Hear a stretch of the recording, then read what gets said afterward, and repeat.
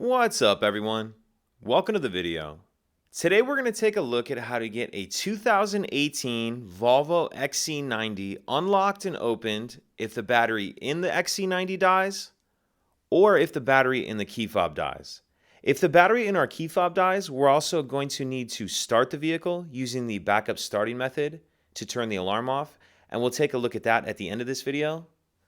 But in either one of those scenarios, if the battery in your XC90 is dead, or if the battery in your key fob's dead, the first thing we need to do is get the emergency key out that's located inside of the key fob. If we're looking at the fob like this, and we're calling this part down here with the key ring the bottom, if we take a look at the bottom, we need to press this slide right here. So press this button that my thumb's on, and then this side here that has the Volvo logo, we're going to slide that up. So press that slide, and then you see this slide up just a little bit.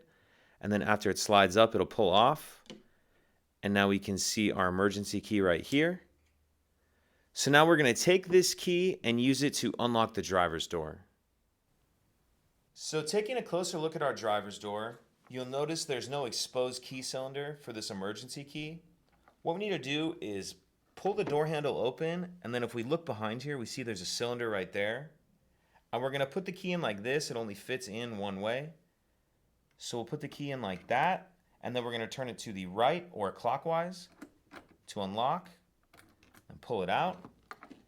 Now, if the battery in your vehicle is dead, you can go ahead and just open the door, and then if you come down here, the hood release is down here. You can pop the hood so you can charge or change your battery. If the battery in your key fob is dead, like I mentioned in the beginning of this video, as soon as you open the door, the alarm's going to start going off. How you're going to stop the alarm from going off is you need to get in and start the vehicle. How you're going to start the vehicle with a dead key fob is you're going to place it in the cup holder. And we'll take a look at how to start the vehicle with a dead key fob in the next shot. So in order to get this started, what we're going to do is take our dead key fob, and we're going to come over to the cup holder. And if you look in the front cup holder in the bottom, there's a little icon of a key right there. We're just going to set our fob on top of that icon like that. And now we should be able to start the vehicle as normal.